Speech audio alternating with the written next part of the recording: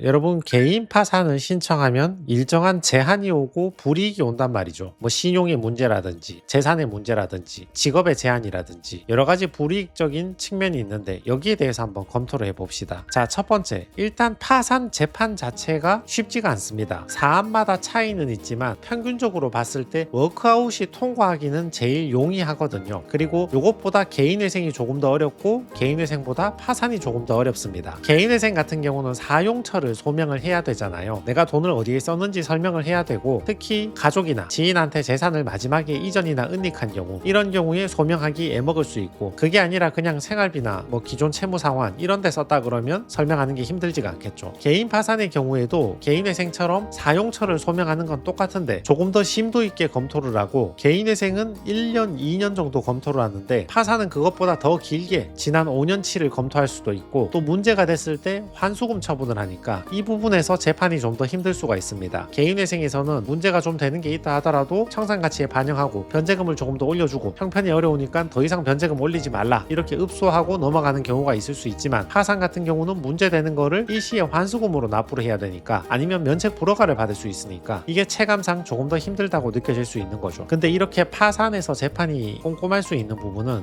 채무자가 어느 정도 감수를 해야 되는 부분입니다. 그러니까 채권자 입장에서는 1억 빌려주고 자기 생돈 다 떼이게 생겼는데, 그러면 법원에서는 당연히 그 채무의 사용처가 무엇인지, 정당하게 사용한 건지, 이전한 게 없는지, 환수할 만한 건 환수하고 청산가치 반영할 만한 건 하고 뭐 이렇게 검토하는 게 정상적인 재판이라 볼 수 있는 거죠. 그러니까 채무자 입장에서는 나 이렇게 힘든데 왜 빨리 탕감 안 해주냐, 왜 탕감 많이 안 해주냐, 뭘 자꾸 소명하라고 시키느냐, 이렇게 생각하는 것은 좀 지나치게 채무자 중심적인 생각이 될 수 있으니까 법원이나 채권자의 입장도 함께 고려해 보는 게 본인도 마음이 편하고 정신건강에 이로울 것 같습니다. 두 번째, 파산하면 신용불량이 된다, 이런 문제도 있죠. 신용불량이라는 거는 금융권에서는 연체정보를 등록했다 이렇게 표현을 하는데, 여러분이 언젠가 돈을 못 갚아서 연체가 되잖아요. 그리고 연체가 되고 90일이 되면 금융권에서는 신용정보원에 연체정보가 등록이 되거든요. 그리고 그 후에 언젠가 파산을 신청하고 파산을 선고를 받고 그 다음에 면책결정까지 받겠죠. 요 면책결정을 받고 파산 재판이 끝나면 이때 연체정보가 등록이 되었던 게 면책받을 때 이때 삭제가 되는 겁니다. 그러니까 파산하면 신용불량이 되는 게 아니라 여러분이 돈을 못 갚아서 연체해서 신용불량이 된 건데, 파산하면 신용불량이 삭제가 되는 겁니다. 그럼 나는 연체 전에 파산 신청하면 어떻게 됩니까? 연체 전에 파산을 신청해도 파산하는 동안 여러분은 이자 안 내니까 재판 기간 중에 90일이 도과하면 연체가 되는 거잖아요. 그렇게 연체가 된 것을 파산 면책되면 신용불량이 삭제가 되는 겁니다. 세 번째, 파산하면 신용대출, 신용카드 안 된다고 하던데, 방금 보셨듯이 채무자 여러분이 뭐 오늘이든 다음 달이든 다다음 달이든 언젠가 지금 이자를 못 갚을 처지에 처했잖아요. 그래서 이자를 더 이상 못 내고 연체가 되면 신용카드나 신용대출이 막힌단 말이죠. 금융권에서는 신용에 문제가 있다는 걸 바로 파악하게 되니까. 그 다음에 개인 파산을 신청을 해서 선고를 받고 면책결정을 받고 파산 절차가 끝이 나면 신용불량이 연체정보가 삭제가 된다 했죠. 근데 연체정보를 삭제하고 바로 끝나는 게 아니라 파산 사실을 다시 등재를 합니다. 공공정보라고 하는데, 요 파산 사실을 등록을 하면 요게 5년 동안 신용정보원에 이 정보가 보관이 되거든요. 그래서 5년 뒤에 이 파산 사실을 삭제를 해주는데, 이때부터 카드나 대출이 가능해지는 것입니다. 그러니까 정리해보면 파산하면 카드나 대출이 안 되는 게 아니고, 여러분이 연체를 해서 카드나 대출이 안 되는데 파산하고 5년 후에는 여러분이 파산했다는 사실이 신용정보원에서 전부 삭제가 되니까 이때부터 개인의 소득과 자산에 따라서 카드나 신용대출이 가능해지는 것입니다. 자, 네 번째 어려움이나 불이익이, 내가 파산자로 기록되고 이런 게 사회생활을 하는데 내가 사회적으로 심리적으로 너무 위축이 된다, 뭐 이것도 하나의 문제가 될 수 있겠죠. 자, 여러분이 파산을 신청을 하면 신청, 선고, 면책, 신청, 선고, 면책 3단계를 거치게 되죠. 파산 선고를 받으면 여러분이 파산자라는 기록이 등재가 되는데, 곧 이어서 면책을 받으면 이 파산자라는 기록이 바로 삭제가 됩니다. 당연 복권이 되기 때문에 파산자 기록이 삭제가 되는 거죠. 모든 게 삭제가 되는데 삭제되지 않고 유일하게 남아있는 기록이 방금 전에 말씀드린 파산 사실, 공공정보, 이게 파산 면책받고 5년간 이게 등재가 되는 것이죠. 그리고 5년 뒤에 삭제가 되는 겁니다. 그러니까 파산자라는 지위는 여러분이 면책받으면 바로 삭제하는 거니까, 그리고 이걸 누구에게 공개하는 것도 아니고 신용정보원의 공공정보 저거를 누구한테 공개하는 것도 아니니까, 내 입으로 말하지 않는 이상 직장 동료나 가족이나 친구 이런 사람이 전혀 알 가능성이 없는 거죠. 아무도 알 수 없는 일이니까 이것 때문에 괜히 심리적인 위축을 겪으실 필요는 없습니다. 다섯 번째 불이익이, 파산하면 보증인이 책임져야 된다는 것입니다. 예를 들어 내가 돈을 빌릴 때 배우자가 연대보증을 서줬다거나, 요즘 배우자 연대보증은 거의 없긴 한데, 아니면 내가 자영업을 하면서 대출을 받는데 내 신용 한도가 차서 돈이 안 나오니까 아버지가 아파트를 담보로 제공하고 내가 돈을 빌리는 거죠. 이런 경우에 내가 돈을 못 갚아서 파산을 신청하면 아버지 아파트가 경매에 넘어갈 수 있고 연대 보증해줬던 사람들이 책임을 져야 할 수도 있습니다. 이거는 파산을 신청했을 경우에 해결할 수 없는 어려운 사실들이죠. 내가 파산을 하면 내 채무가 없어지는 거니까 보증인 채무도 없어지고 아버지 아파트도 안전한 거 아닙니까? 뭐 그렇게 생각하시는 분들이 있는데 정반대죠. 내가 파산했을 때를 대비해서 아버지 아파트를 담보로 잡아놓고 보증을 받은 거잖아요. 그러니까 그 필요성이 딱 발생한 사유니까 내가 파산을 하면 보증인한테 책임을 묻고 아파트를 경매에 넘기는 거죠. 요거는 약간 냉정히 생각하실 필요가 있는데 여러분이 지금 이자를 못 갚는 게 이번 달이든 다음 달이든 다다음 달이든 이자를 못 갚고 연체될 운명에 지금 처하신 상황이잖아요. 그래서 시간상의 차이일 뿐이지 언젠간 벌어질 일입니다. 이미 정해진 미래입니다. 파산을 안 해도 내가 언젠가 연체가 되면 나를 위해 담보를 제공했던 아파트는 경매에 넘어가게 되어 있습니다. 여섯 번째, 재산 상실의 문제도 있거든요. 물론 파산을 신청하는 대부분의 사람들은 상실할 재산이 없습니다. 파산이라는 거는 나의 재산을 다 줄 테니까 이걸 팔아서 채권자한테 나누어주고 나머지 모든 채무를 없애달라 이런 절차인데 줄만한 재산 자체가 없죠. 있어봤자 소액보증금, 법원이 가져가지 않는 소액보증금, 그게 전부니까. 그나마 남아있다면 부동산인데 영끌한 부동산 남아있다 이런 경우가 대부분이죠. 아파트가 3억인데 대출이 2억 7천이야. 그래서 순자산 3천만 원 정도 하는데 그래도 이 아파트는 우리 가족이 살아야 한다. 이런 아파트가 남아있는데 내가 파산을 할 수 있는가? 저 아파트를 지킬 수 있는가? 이렇게 생각하실 수 있는데 파산을 시작하면 모든 재산을 팔아가지고 채권자한테 나누어 주는 게 원칙이니까 내가 살고 있는 아파트 저것도 경매되는 것이 냉정한 사실입니다. 그렇지만 여기도 마찬가지죠. 이거를 파산의 불이익으로